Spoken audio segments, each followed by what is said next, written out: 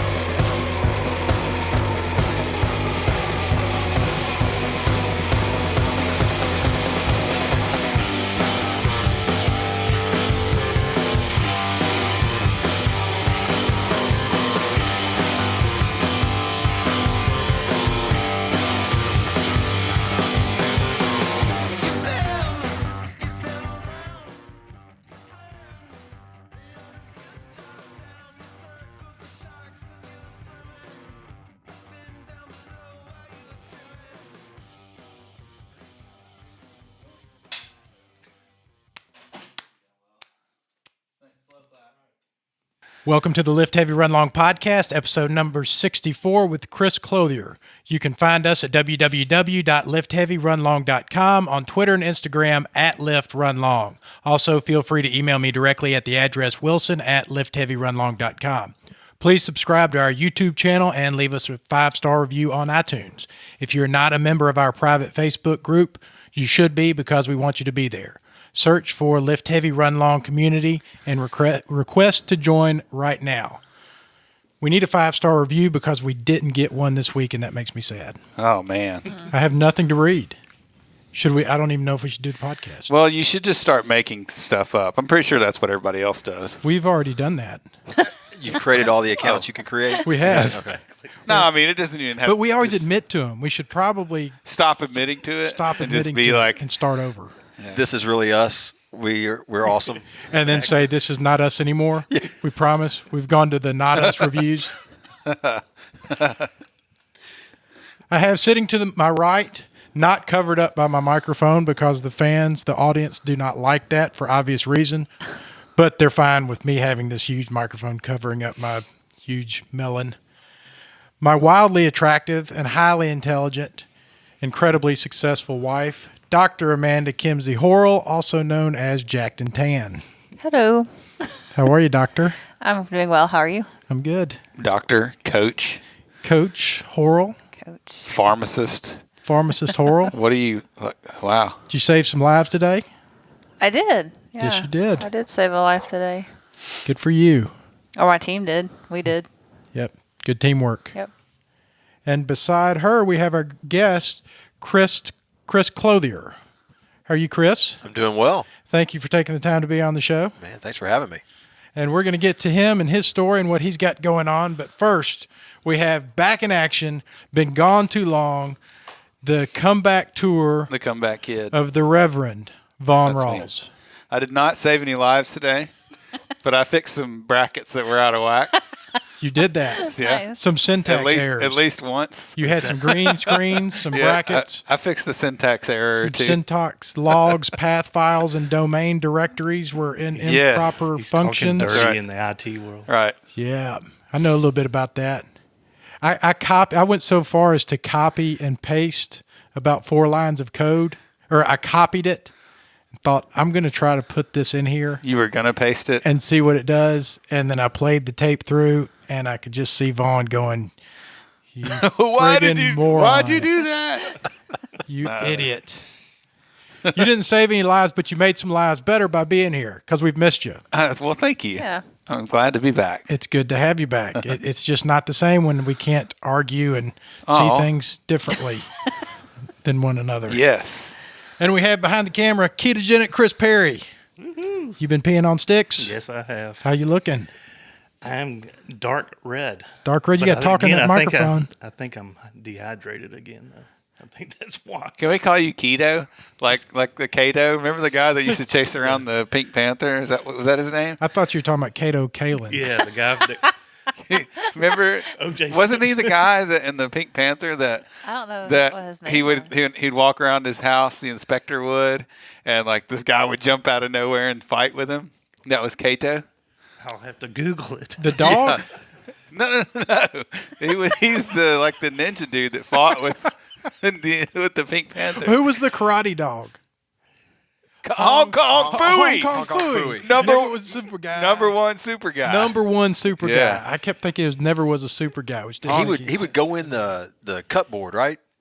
Go in the Yeah. cupboard and pop out as Hong Kong Yes. Phooey, Exactly. whatever. Yes. Yeah. Yes. Kato, you're right. Yep. That was my guy. Hong Kong Phooey and Space Ghost were my Space two Ghost. guys. I can remember getting my mom to take a towel and wrap it around my neck so I'd have a cape, and I'd jump up on the couch and jump off and try Hong to Kong fly. Phooey. Number one super guy. Yeah. But I would say never was a super guy because I didn't. Never understand. was number one super guy. Number one super guy. Serious. How we coming in Tunnel Hill training? Keto. 100-mile training. We're coming. Y'all tell That's me. all you ever give me is I'm We're doing. coming. I'm coming. I'm, I don't know what to tell you. I'm not letting you off the hook. Uh, Like, what do you do? What how do you train? How do you train He for a goes outside 100-mile and race?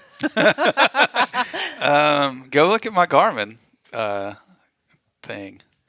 Keto, pull up his Garmin. Keto. Now, are you running every week?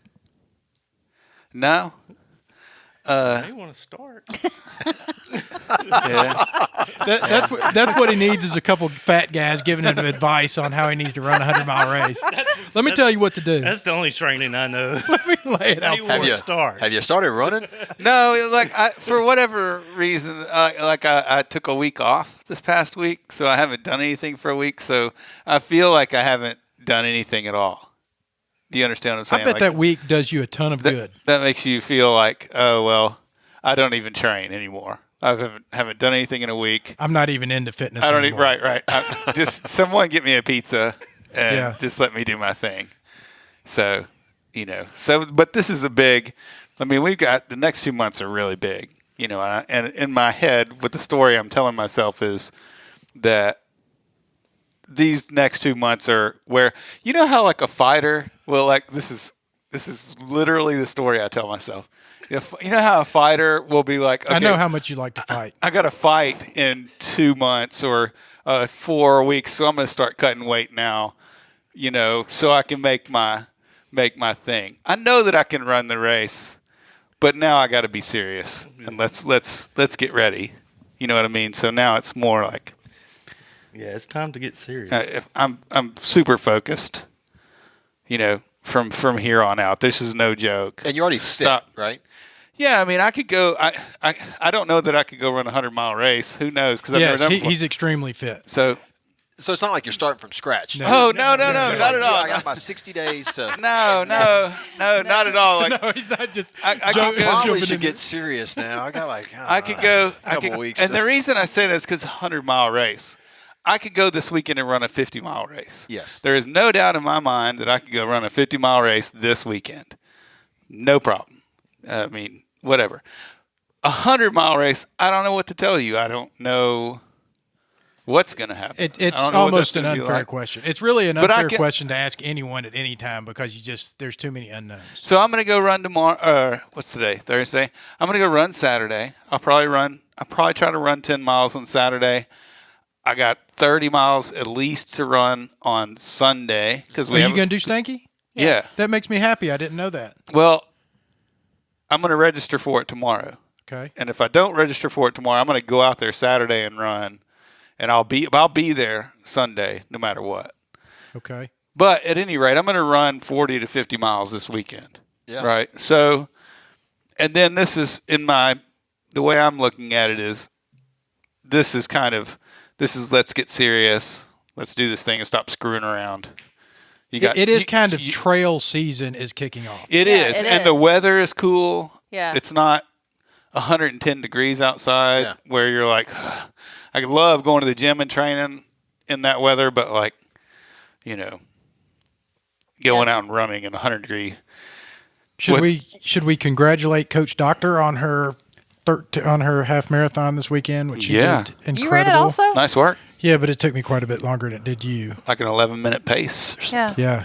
My goal was 10 minutes, but I slacked off at some point. I'm not sure when, because every time I glanced at my watch, I was doing all right. So I don't know. I try not to look too much. So clearly I didn't look enough. Well, that's not like an easy course. It's not like you're on like a No, there's four significant hills. Yeah, it's Which one? terrible. Tupelo. Tupelo? Half. I had no idea there's that many hills in And Tupelo. honestly, y'all, I went to run to get my half skull to match my whole skull, and This- they changed them yeah. to these stupid old round things. That pisses me off, and I That didn't made even me run. so mad because that was the whole reason was to get my half Yeah, skull. that's the most bad. One of the most badass Yeah. medals I have is from Tupelo, That's my first marathon and ever. you flip it over. It's got a bottle opener on the Yeah. back.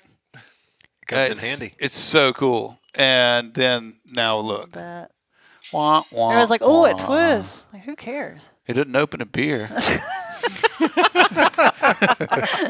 Anyway, that was disappointing, but it was a good run, and it's kind of like you said, it's like kickoff into running season. It's cooler now, and I don't do Stanky because I don't do routes, so I won't be doing that. But I am signed up for the Chattanooga Marathon, the Seven Bridges Marathon, in a couple weekends, and got some good running stuff lined up.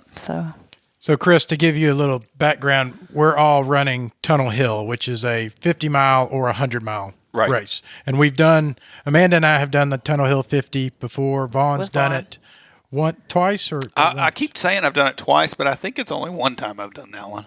But Tunnel Hill's a really flat course on an old abandoned railroad. It's crushed limestone. Yeah. So as far as if you could ever call a 50-mile race easy, it would be an easier 50-mile race, which to me it's unbelievably difficult. And when is it? And it's November. November 11th. Yep.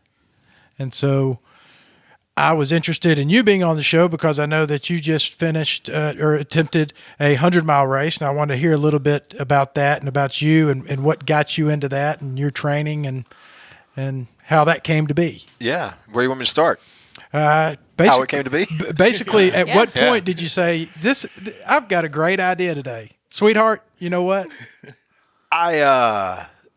It wasn't a midlife crisis. We won't call it that. But I was, I've been a runner all my life and got to the point where I realized I was a little bit fat and out of shape, lazy, got in a rut. I had a routine going between work and been married for 20 years, have 5 beautiful children, and just kind of got to the point where I needed something. I didn't know what it was, and I didn't want a car. I didn't want to go blow money. I didn't need anything like that. I needed Didn't want a something. gold chain. Yeah, I didn't need gold chains. I needed something to inspire me, and I just gotten into cycling, and I had one of those what's it called? A Peloton bike where it's got it's at your house, but you got a screen in front of Yeah, you, and you're training with somebody on there, and so there's one trainer, and she's foul mouthed, and she's just she's a badass and an athlete, and she was a former lawyer who decided that she didn't want to be a lawyer anymore. She wanted to be like an advocate for people to get off their butt and get going. And so anyway, I've always enjoyed riding with her. And she told the story about going and running this race called the Keys 100. And she'd been training for it. She went and did the London Marathon and then went down to Oh, cool. did this Keys 100 race, and she finished it. But it was torture for her to get done. And but I remember watching it and saying, you know what? It's 1 year from now. They do it every May. I said, I'm doing it. I'm gonna sign. So I registered for it on the spot. Gave myself 1 year to get out there and get it done. And that was kind of the start of it. It wasn't anything other than just I need something. I need to get out and do something. I cannot sit here in this rut. And so many people ask me, When you say you registered for it on the spot, where were you? How far do you think you could run at that time? What was the longest you'd ever run at that time? Yeah. in a race, Or just training? I'd run probably 20, 25 miles before in training. The longest I'd ever raced was a half marathon at that point. I'd done the St. Jude half back in 2011. I love it. And so you just decided you were going to run 100-miler. Wow, that's huge. Yeah. I love that. I love wanted that. So I'm the type that says because I just knew I could go and run a marathon. I knew I could do it, and I knew that a 50-miler, kind of like we were talking a few minutes ago. You can go do a 50-miler on Sunday, right? Yeah. So I knew that I could go do that. That was not the challenge I was looking for. I wanted something that was going to maybe upend my life a little bit and get me, out of this, whatever rut I was in. And I just said, I've got to have a challenge that's going to be a challenge. I can't take on something because I've registered for 6 marathons and I've never run one of them. I never even made it to the start line on any of them. I registered for it, and then I always found a reason not to do it. It was I didn't get trained properly. I had some schedule conflict. My leg hurts. I think I won't go do it, and it was all because none of it was a challenge. I wanted something that was going to really push my limits and see what I was made of. I would love to know the stat on people that have signed up for marathons versus ran them. I bet that happens quite often. Like good I bet intentions. a lot. Yeah. Now, if you still get the medal, I may start doing that. Yeah. I have this. I do know this. Speak into that microphone. That drives me crazy. Put your mouth up against it. That's what you said. Phrasing. I have this thought. Phrasing. I have this thought where most people. Phrasing. Most people are. You don't watch Archer. Yeah, exactly. Where most people okay, I signed up for a marathon. I'm not trained for it. My foot hurts. I'm just going to not do it. I'm not wired that way. I'll just not train for it and just be I'm going to go. Yeah. I'm going to go. go Yeah, do it's it. like, I'm just going to do this. It's going to take forever. I think I just realized that I'm dumb that way. Okay, well. It's just a different dumb. I think it's just dumb flipped upside down. I mean, because I don't think it's any less or more ridiculous to do like you said. That's what I'll do. I'll say, yeah, I'm going to sign up and then do it when I should not do it. The wise thing to do would be to not do it. And then I go ahead and do it, and it's terrible. Absolutely terrible. But something that you said, I listened to you on a YouTube video that you had for the 100-mile run, Yeah. and you said that you wanted to crack yourself open. Yeah. And that stuck with me. I thought that's a great analogy for what you do on these long runs, and it makes perfect sense when you say the marathon just wasn't going to do it for you. You needed something to really break you apart. I needed something that was going to challenge me. I've always been the type that when I put something out in front of me, I go get it. Sometimes single-mindedly. Sometimes I'm just relentless about if I really want to achieve something, I go for it. And I've been blessed to have great people around me to kind of help me, get what I've been going after, whether it be in business or be in life, like with my wife or my kids, whatever. And this was something that no one could help me with. This was something that it was going to be me. And, was I going to be willing to get up and do back-to-backs? Was I going to run a marathon on Saturday and then just get up and do another marathon on Sunday for training? Was I going to be able to stick with, all of the I guess the pressure and the time it was going to take to do this? I mean, it was going to take a lot of sacrifice. I needed to know if I could do it or not. It wasn't just the 100-mile race. Hell, it was all the training to get ready for it. Even all the training you do for marathons. It was going to take a lot. And I said, let's see if I got it. Let's see, if I can go out there and pull it off. So how did you train? Well, the first thing I did was I hired a coach, and I hired James Lawrence, who he's actually a triathlon guy. And I heard him speak at an event I was at, and he did 50 Ironman triathlons in 50 days. What? In 50 states. That's just crazy. It was bananas what he went and did and what he could do mentally and physically. And I heard him speak about it. And I just said, if a guy can do that and push himself and train himself to do that, that's who I need on my team. And I went up to him and talked to him afterwards and hired him. And a few days later, we started the training program, and he started training me for it. And as good as that was, I'll tell you that, there's good and bad to that, because he's not a 100-miler. He's a triathlon guy. And so there's just some parts of preparing for this race that it didn't matter how unbelievable of an ultra athlete, an endurance athlete that he is. There's just some things he couldn't get me ready for. Some things he was not going to be able to. Did he make that clear to you? Yeah, they wanted me to do, they were a little worried about what was going to happen to me at 50, 60, 70 miles. What was going to happen to me, 15, 18 hours into a run? They were a little worried about that. And they were great. They were excellent. I was in the best shape of my life. They got me absolutely as prepared as they could get me, which was certainly enough to finish the race. But again, it was something that was pretty clear to me early on, and I think it was clear to them too, that because he told me, he said, I've never trained anybody to do 100. He's like, but I'd love the challenge. Let's go for it. Let's see if we can't get this done. And they were excellent. So I tried to surround myself with great people.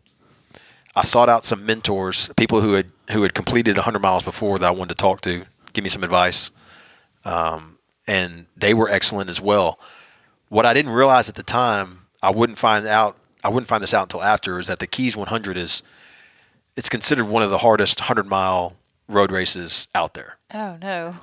And it's the one that I chose to start with. I don't know this. So it's on the pavement. It's on all pavement. Oh, wow. Oh, geez. All pavement. It literally, guys, it's on I think it's Highway 1 down in the Florida Keys. You start in Key Largo at mile marker 100. And you Go all the way down. go to the end, man. Wow. You go to the end. Whoa. What kind of temperature is that? It was cool, according to the ones that were experienced with the race that day. It was 87, 88 degrees. Yeah, that's not cool. With humidity. Yeah, humidity was in the 70s, 80s, 70, 80% humidity. It was, so in parts of the race, it was brutal. But they said it was a nice, cool, it was a cool day for the race. Cool for those guys. Relatively Yeah, man. speaking, for Yeah. people who live there and do that. Well, and do that race. They said last year, the race that I watched Robin Arzon do, it was in the mid to upper 90s when they ran this 100-mile race. There were people falling out left and right. It was one of the lowest years of completion percentage that they'd had. What kind of completion rate do they have, or dropout rate? I think it's usually less than 50% finish. Wow. And then I think this year it was probably closer to 60% finished. Somewhere between 55 and 60% finished the race this year. But there's only a couple hundred people that start and do it. So There can't be a lot of people kicking indoors to get on the road and run 100 miles through Florida. no, and I think that I learned pretty quickly when I got down there that I was one of the few people that had never done a 100-mile race before. Yeah, I'm looking around and most people are like, "You're a rookie, right?" I was like, "Does it show? Can you tell?" They're like, Did most of them seem to know each other? there's a lot of them that know each other. Yeah, it's that's a community. Mm-hmm. And for some of them, it's a lifestyle. And for me, it was just and these were things that would hurt me in the race itself. To me, it was just, I just want to see how far I could go. What could I do? Could I do this? And I came in with, even though I was warned against this, I came in with a game plan. I thought I knew how my race was going to go. What was that like? I planned on finishing it between 20 and 21 hours. So I was going to run 12-minute pace. That's pretty fast. And then have breaks, anywhere between 5 to 10 minutes every 10 miles, where they had a mandatory check, where you're going across the time mat, and at the 25, 50, and 75, they're taking your vitals, kind of checking, make sure you're all good. So I mapped it out. I had this thing completely done in my mind. I knew what I was going to do and how I was going to do it.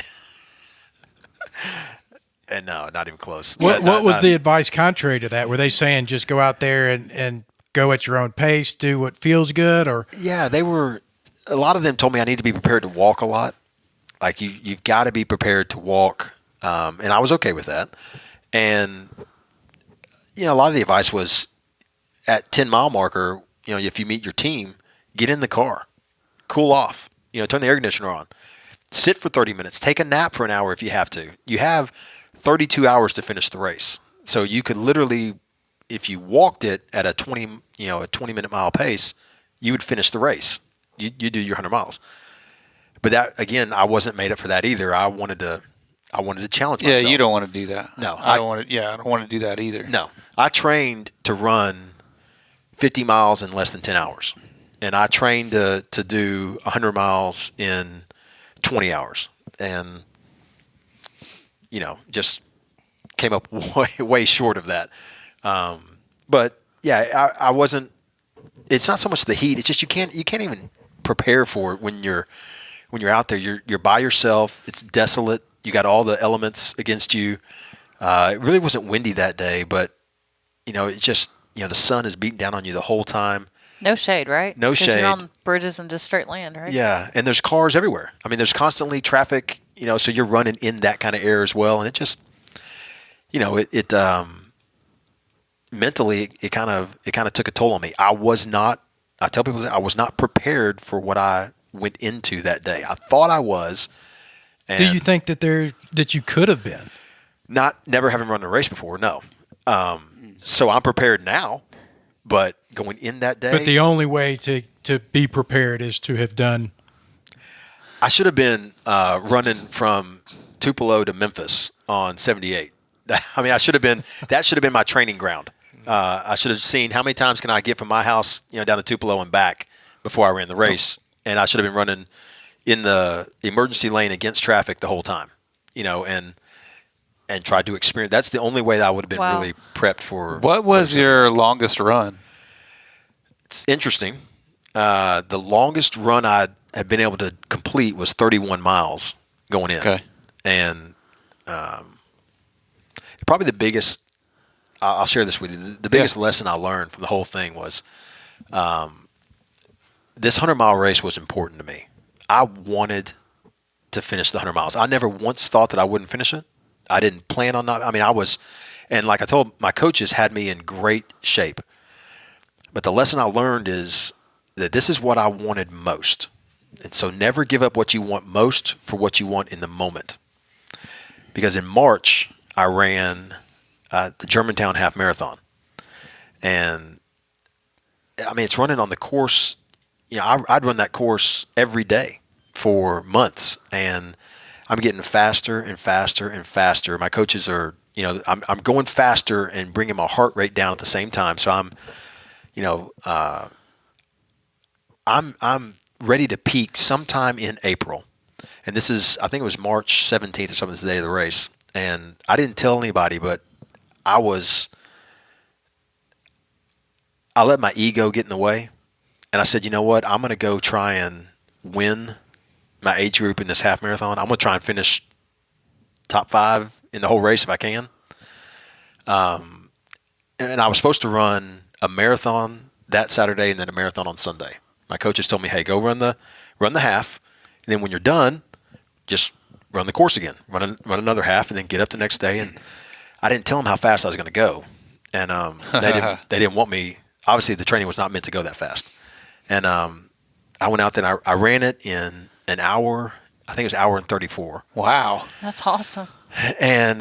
But the problem is that, I mean, I was so dialed in. I told my wife, I said, at mile 4 or whatever time, 30 minutes, I'm going to be here. So y'all can come out. And, I'm running right past my house with all my friends, everybody that I know.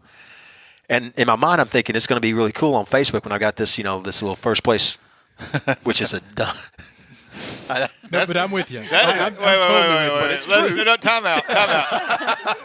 It is not dumb at all. You don't have to explain any of that Yes. at all. Okay. You just described every day for me. Okay. What you're talking about is the reason. Yeah, there you go. Well, so at mile 10, and I remember because I saw my wife there. I ran past her, and my left leg was hurting down in my calf. I knew that there was a problem at that point, but I mean, I was hauling ass. I wasn't stopping, and I wasn't slowing down. And at that point, even my mind, I was so happy at that point because my race strategy, there's a hill early on that I knew was going to crush a lot of people, and so I ran like really relaxed and slow, and got to the top of that hill and changed my pace and just basically passed people the entire rest of the time. And I was so happy that I didn't get passed. I was like, in my mind, I'm going, nobody's passed me.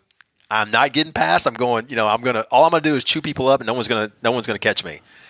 And every step, my leg is hurting a little more and a little more and a little more. And I didn't slow down. I got to the last, half mile of the race and somebody had caught up to me, and I was pissed. I did not want to be passed, so I pushed hard and went through. Finished third in my age. Was like, I don't know, I was like 11th overall or something, and I was jacked. I was like, dude, that was a great day for me until like 30 minutes later, and I couldn't walk, and I had torn my soleus muscle in my left leg. Then you're supposed to turn around and run another. Yeah. Oh, yeah. And I'm rationalizing my mind. I'm like, well, that's okay. I'll just walk it. I can't walk. I spent I'm 8 weeks out from my race, and 3.5 weeks did not train at all. Did no training. And the farthest I'd gone was 31 miles. No, I did 31 miles at the end of April. So at that point, I'm supposed to be doing marathons back-to-backs, and I couldn't run, couldn't lift, couldn't bike, couldn't swim, couldn't do anything. I lost 3.5 weeks of training. And so maybe I did lose what I wanted most for what I wanted in the moment. Maybe I did because, Right. For your listener audience, whatever, I didn't get the 100 miles. I got 60 and I had to pull out. But a lot of my mentors even told me, they're like, because you were only able to ever train up to 30 miles, how can you expect yourself to have gotten your full 100? Like, don't beat yourself up. How could you have gotten 100 if you couldn't get past that 30 in your training? And that's a crusher to know that because that. Well, it's hard to beat. It's hard to make sense of anybody beating themselves up for not finishing a 100-mile race. But then again, for anyone who's got the kind of drive to sign up for a 100-mile race, they're going to be the kind of person that beats themselves up for not finishing a 100-mile race, regardless. Yeah, and you have to be kind to yourself. Like I've had to. I mean, I've had to do like we said. I had to be happy with what I accomplished, and the whole process of getting there. A lot of it really changed me, and it changed the way that I am. Even as a person, my relationship with my family, relationship with my partners in business, training for this thing changed a lot of it, all for the better. So there's no regrets about it, but it's what's interesting is that is the 100-mile race that I want to complete. Like a guy told me, a guy named Frank McKinney out of Fort Lauderdale, who is a really, really good endurance athlete. He told me, he's like, Chris, just go pick 100. Every weekend there's 100 somewhere. Just go pick one. And he's like, there's all kinds of courses that they're easy. You can definitely get them done in less than 24 hours. Just go do that. And I was like, ain't no way. I said, not until I do that one. It'll be that 100. That 100 is the one I want to finish. And if I ever want to do another one, I'll go do it. But if not, then I won't do one. Sounds crazy, but No, it doesn't. Well, that's just it. That's the one I didn't get done. So that's the one I want to do. So what did you learn along the way during the race, and when did it hit you that it's like, I'm not going to finish this? I felt great. Mile 38 was my fastest mile of the day. And I'd already gone through these ups and downs, and I'd experienced some, my mind playing games with me about like my kidneys. Because I was real aware with the heat and everything about kidney issues and water intake and electrolyte intake, that kind of thing. So I was just real aware of everything. And I felt like between mile 30 and 40, everything was just, it was perfect. And I felt great. I was in, good mental spirits. Like I said, I ran my fastest mile there at mile 38. And then it's really unique, this race. They've got two mental challenges. One is called Hell's Tunnel. And it's an area that you enter like at mile 43 that you got like groves of trees on either side. You actually exit the highway, you move away from traffic, and you run on this path. But the trees are so tall and so thick on either side of the path that no wind gets in there. And you've got the sun directly overhead. So you bake for 3 miles. And I knew I wanted to do Hell's Tunnel. And then just past it, there's a thing called the 7 Mile Bridge, which, that's self-explanatory. You get on that bridge and there's no getting off. You've got 7 miles and you must go one direction. And the race where your area to walk is about as wide as this table in front of us. It's about 3 feet. And you're walking on the traffic that's moving 65 to 75 miles an hour in your face. And so I knew Do you think that the anxiety of that traffic plays into your energy level? Oh yeah, man. Big time. And I'm coming into mile 50 At this point, every step is further than I've ever gone. And I'm actually I'm in a good mood. And I meet up with another runner. And I will tell you this, I was disappointed because mile 48 I thought was mile 50. In my mind, I'm like, all right, I'm almost to mile 50. I get to see my family again. This is going to be great. And I realize I'm only at mile 48. I have 2 more miles to go. And the guy I'm walking with is super nice, but he's done the race 3 times and never finished. And so he starts telling me about not finishing. And, Next subject. yeah, exactly. There's this thing that I have about mile 40. So when you get to that point, there's like a switch that gets flipped off, and you're not running anymore. You're just moving. You're either going to quit or you're just going to put your head down and move, And I can't imagine hitting that point, and then there's some douchebag going, hey, I've ran this thing 3 times, and I haven't finished it. Don't worry about it. Looks like 0 for 4. And you're walking across a bridge in a 3-foot space with 65 miles an hour traffic coming at you, and me at 40 miles is like, I don't want to see or hear anything around me. I just want to move ahead, and if there's a car coming this way, and some guy going, oh, don't worry about it, I don't finish either. We'll not finish together. Let's hold hands and cross the not finish line together. You just leave me alone and let me put my head down and go. I wasn't smart enough to do that at the time. But let me tell you, I hadn't seen anybody in 7 miles. I had not seen a single person in 7 miles. So I was like, at that point, yes, please, let's talk. What's your name? Tell me your whole story. Right. Give it all to me. And but yeah, he tells me that he has his time wrong. He tells me that you're probably not going to finish the race in time now. You're probably going to get pulled from the course somewhere between here and mile 75 because they start closing the course down and pulling runners off that aren't going to finish in the allotted time. And I'd never heard this before, but I mean that just completely defeated me. I was like, why do I want to go any further if I'm going to get pulled off the course? Oh, that's so irritating. Oh, it was bad. Who is that guy? Why are you even in this race? He probably didn't even sign up. He was probably some guy. I'm not running the race. I'm just walking right now. He's just some guy that was walking down the road. Not this race. I'm talking about the fun run. Oh, yeah, no, not me. I'm in the 5K. Don't worry about me. Yeah, so I got to mile 50, and I told my wife, I said, I'm done. I said, that's it. I was like, I wish I had done more. My ankles are swollen. I'm hurting at this point. And I actually took about a 30-minute break, and I thought to myself, because I hadn't gone across the 7-mile bridge yet, and I said, I didn't come this far to come this far. I was like, this is bullshit. I didn't. You're good. Okay. Absolutely good. Oh yeah. I was like, I didn't train. You can drop bombs all over. Okay, good. All right. I was like, I didn't train all this time to do 50 miles, even though it's further than I'd gone yet, and that's an accomplishment in itself. I was like, no, I didn't come this far. So I actually rallied, got up, grabbed something to eat, told them I wanted a Happy Meal, but all we had was like a Wendy's right there. So I was like, give me some French fries, a baked potato, something, give me some stuff I can eat, and took off again. This time I had a coach with me because I had to go 3 miles to get to the 7-mile bridge. French fries and a Frosty at that point sound really good, and it sounds really good right now. Man, it does. It does.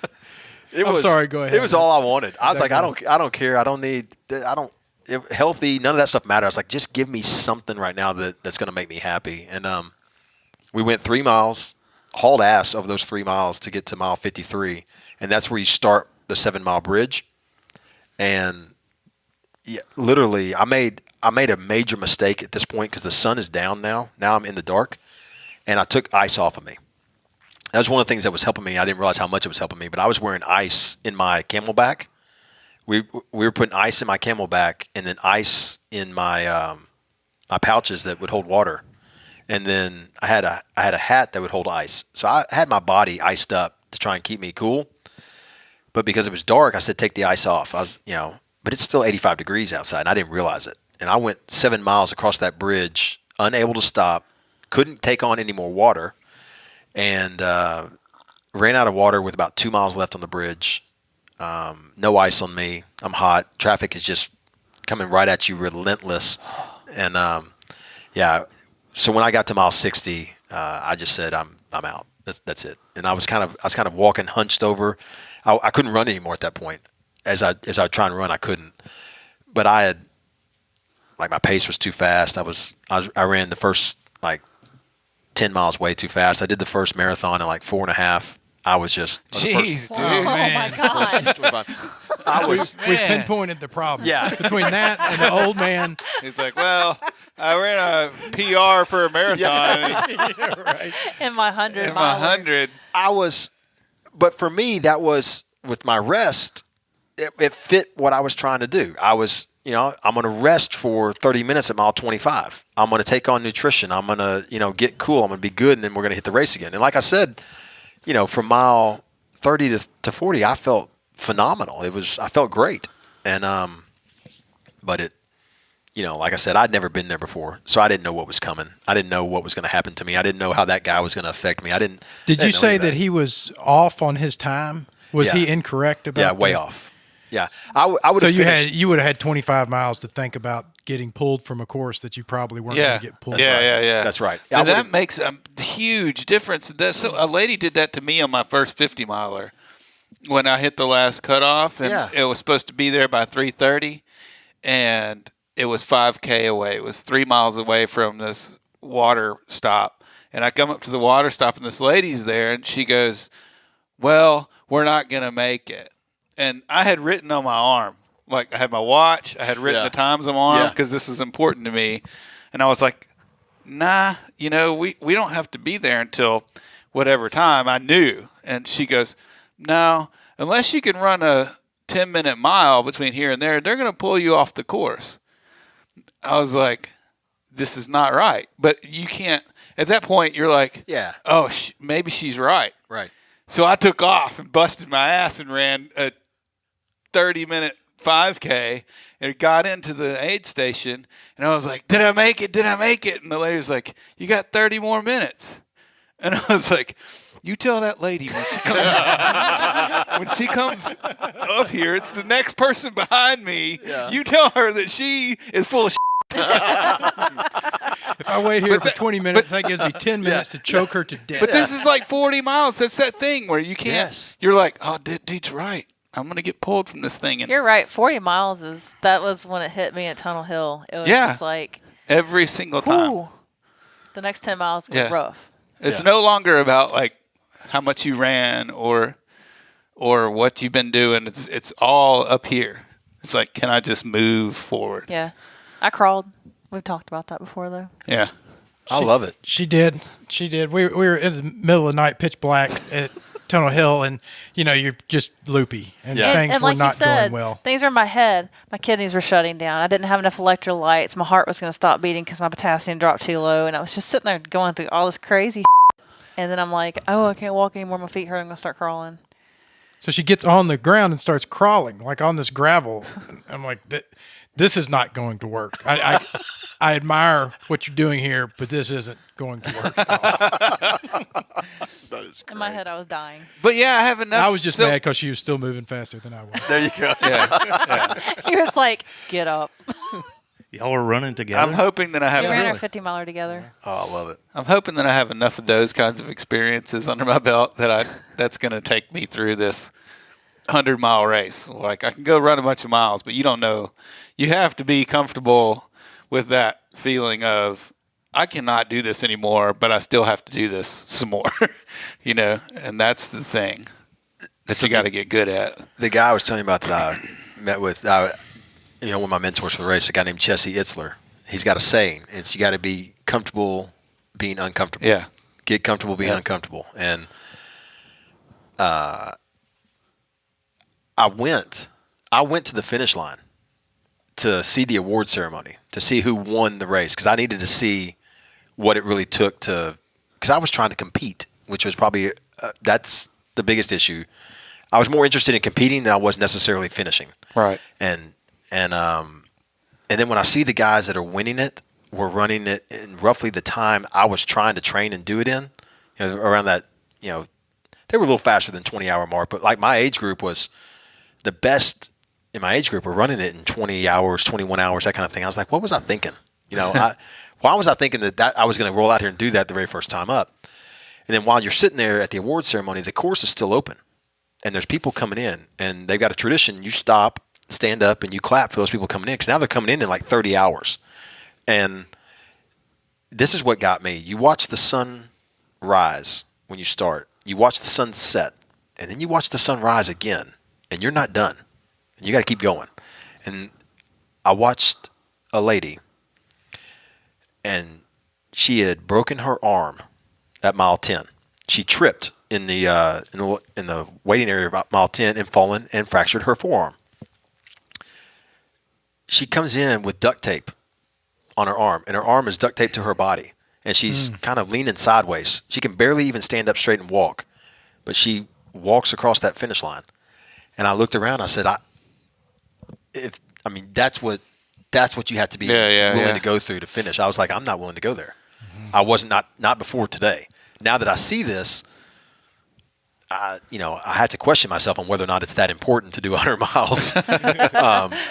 But I was like, that's pretty amazing to know that that's what it takes to, that's the kind of determination you have to take to say. And she wouldn't take Tylenol, or she wouldn't take it's Advil. Yeah. And so all she had on the course was some Tylenol to take to try and ease her pain. But it didn't matter to her. She was there to do 100 miles. Incredible. Wow. But it was also like her 10th race. Not that mattered. I shouldn't downplay. I don't mean to downplay it like that. I'm meaning that. No, I hear you. She knew what she was going to have to go through to get there. Right. And I was like, wow, that was a hell of a lesson to learn. You have to have, whether you know it or not, I guess it wouldn't be possible for you to know for sure, but you had to have learned a great deal of things by not finishing that you couldn't have learned by finishing. And, you go out there to run a race like that and you think that you're going after this or that. I want to learn this or that about myself. And you realize that although you may learn some of those things, you learn so much more that you didn't know was out there to learn. Yeah. And that's where the good juice comes from. Yeah. But I think that probably you would learn so much by not finishing that would be a wonderful experience. And it's really weird to look at it like that, but so I'm writing a book about it, and coming out of it, that was one of the cool things after the race was I never thought like I said, it never even dawned on me that I wouldn't finish. I never imagined not doing the full 100 miles. All of my prep, everything was, the race is already done before I even start.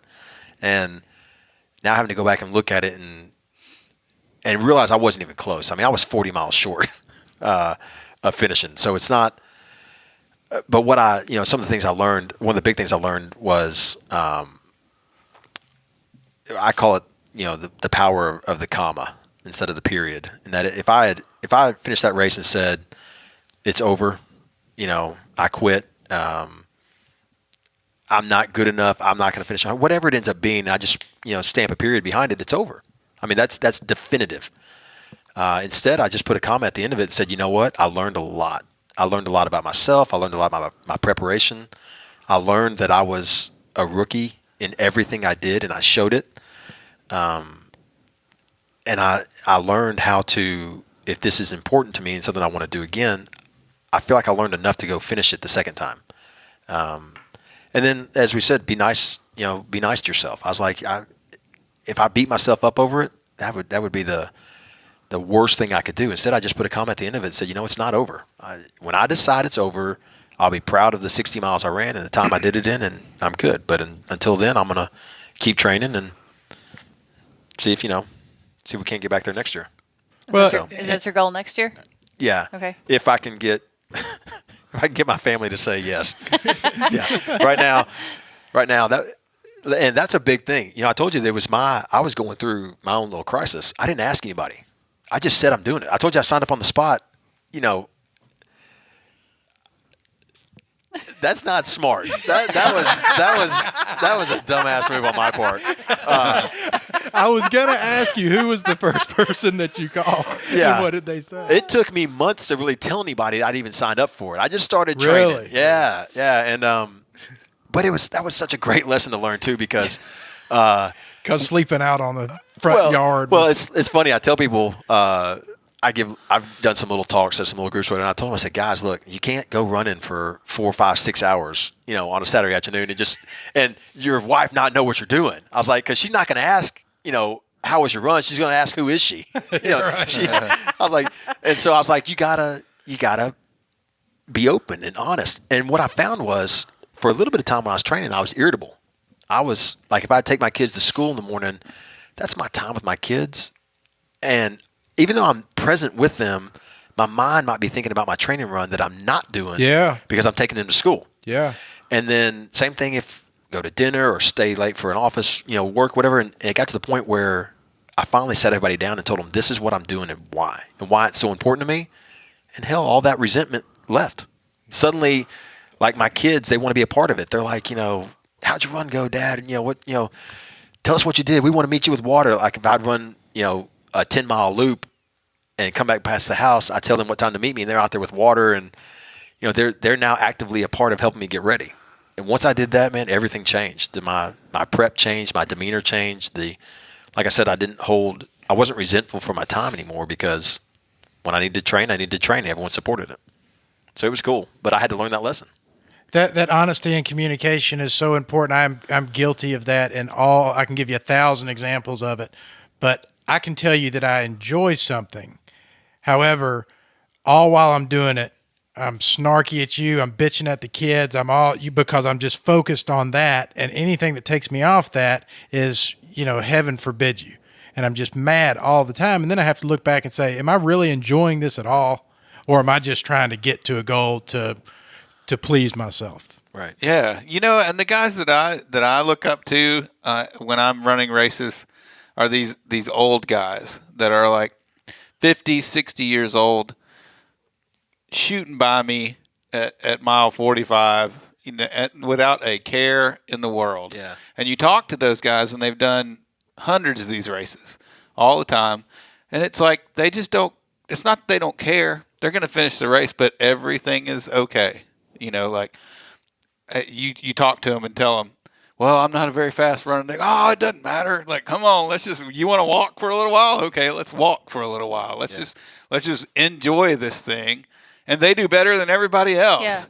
Yeah. Like these guys who've been there, they know what to expect. They know that 45 miles into this run, something might happen and somebody might pick them up off the course. And if they do, that sucks, but that happens.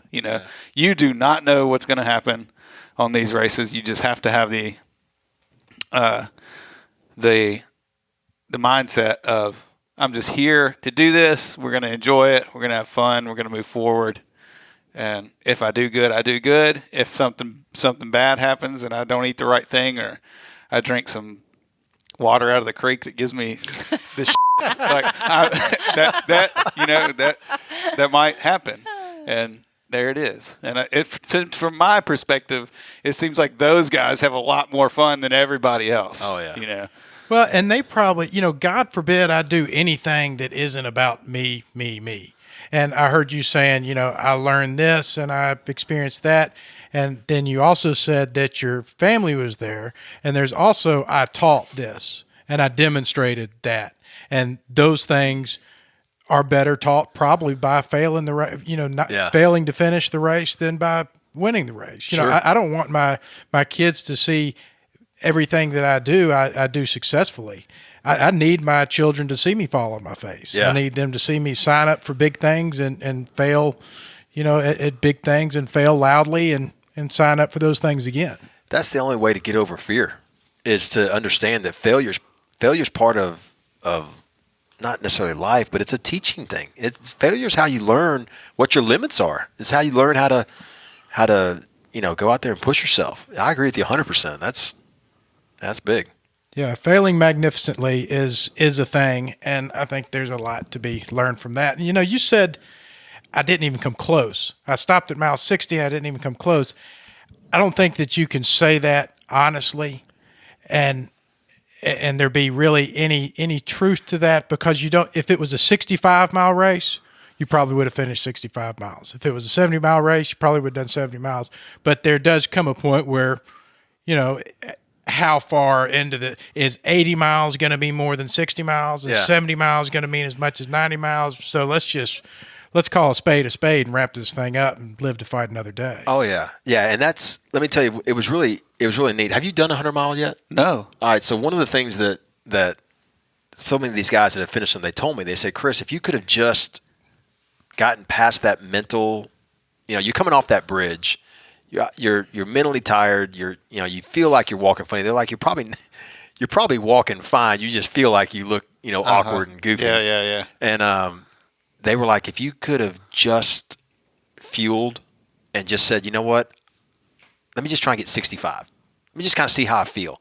They were like, you were probably right on the cusp of another high. Because they reminded me, they said, how did you feel with that first marathon? I said, I didn't feel very good. I mean, I was hurting at that first marathon. I ran it way too fast. First marathon of that day. But then the one you ran in 4.5 hours. Yeah. Yeah, the one I ran way too fast. But I feel great in mile 30 to mile 40. They were like, it's this swing that you're going through. And what I didn't know, they were like, you were just on a down. You were like, you're mentally tired, you're physically tired, you're drained. But they were like, your body, it was just a wall. It was just a test to see, could you push through that? And you might not have made the full 100. They're like, but you would have definitely you would experience another high. You would have experienced another. It may not have lasted as long. It may, they don't know. But they said that's one thing for sure that they knew from having run a lot of races, is that you go on this roller coaster. You're going to go up and down and up and down, and it's just, that's what they said. They said later in the race, can you get past the downs? And they said that's one of those things that takes experience of doing it. Once you do it more and more, you just realize that that's all this is. This is just my mind telling me to stop, but I don't need to. I'm good. I can get past it. And when I do, your mind shuts down, and your body kicks in and says you feel good. So yeah. What kind of nutrition did they have you? Did you do calories per hour? I did all my own nutrition, so they didn't. And I did everything by feel. So I used None, the electrolyte drink None, or Noon, or I'm not sure how that's pronounced. I don't think anybody really knows. It's that in There's word. 2 U's. N-U-U-N. Noon. No.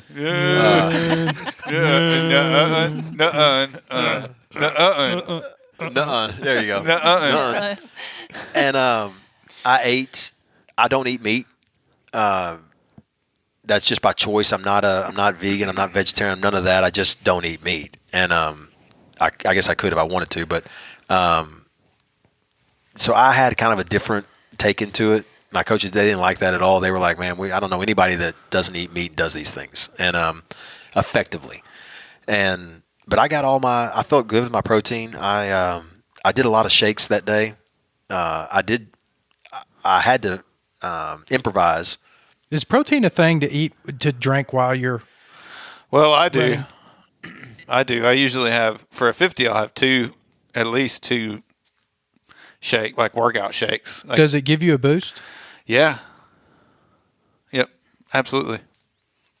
And I try and burn fat. So I take in a lot of fat while I'm going. I'm not a carb guy, so I'm not trying to do as many carbs as I am on fat. So I'm eating a lot of different good fats while I'm going. It doesn't bother me.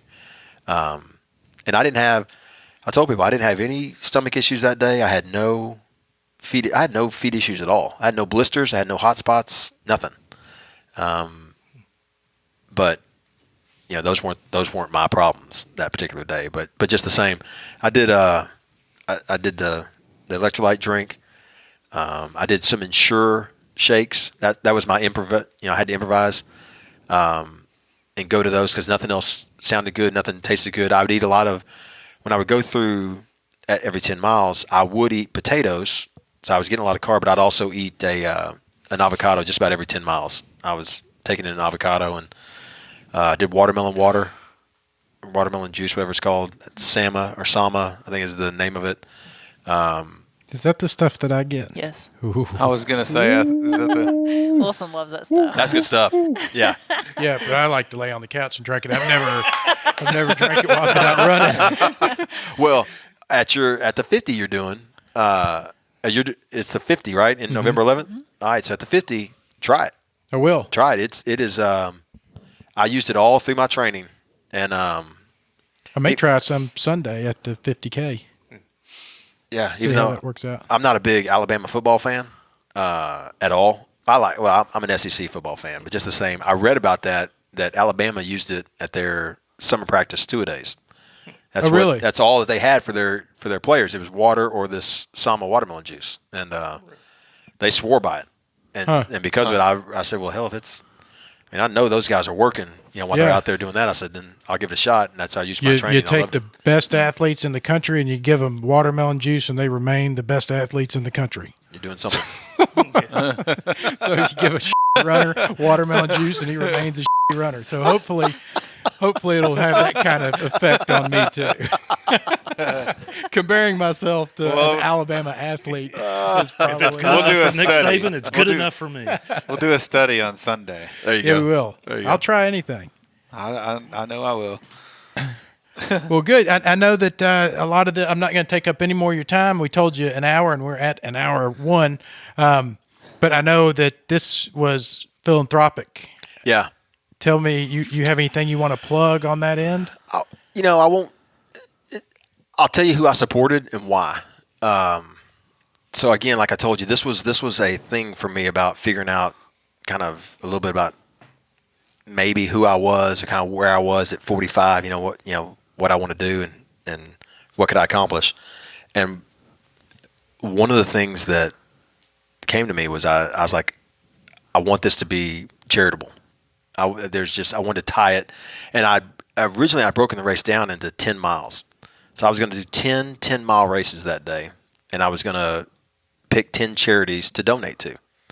And I'm not real big on raising money. I don't guess. It's not like I was going out to raise money for them. I just said, my wife and I said, we're going to make donations to these charities, and it would give me something to run for.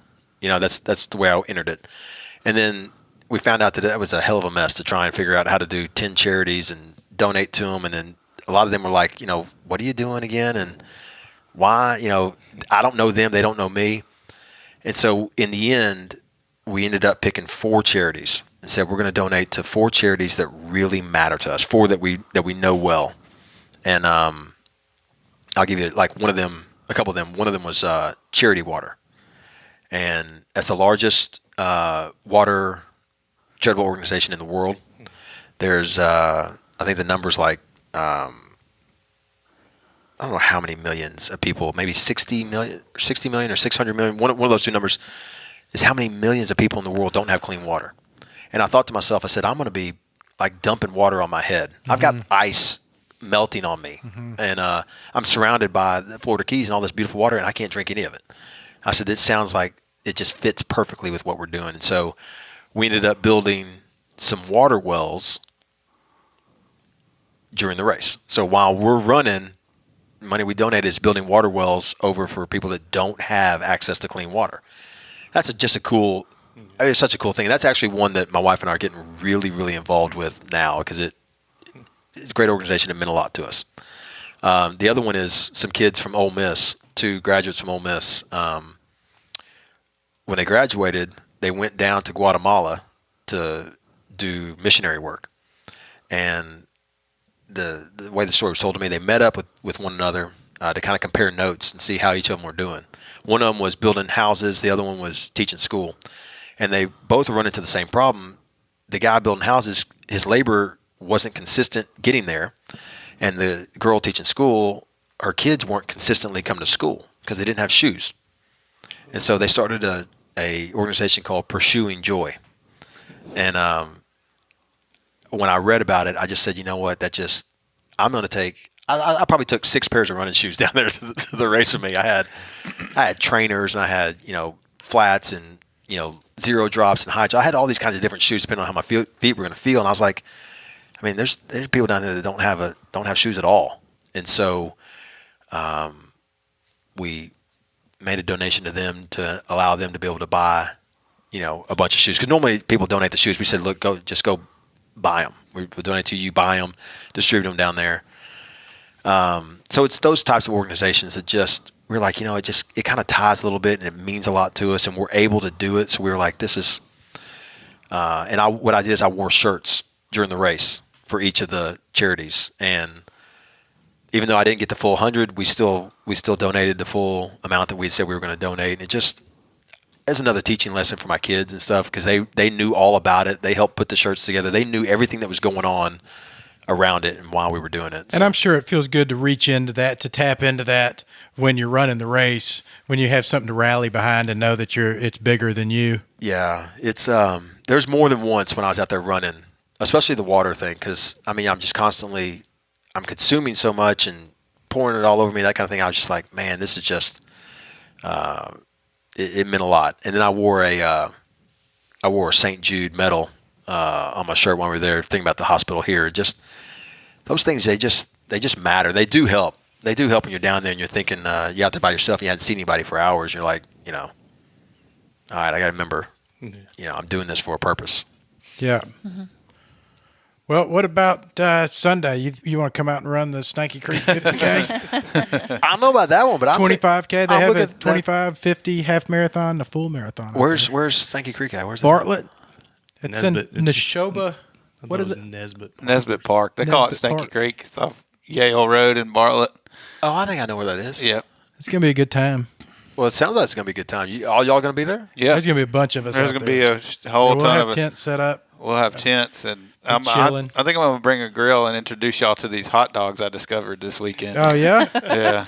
You just going to throw some on as you're running I past? think so, yeah. That'll work. Yeah.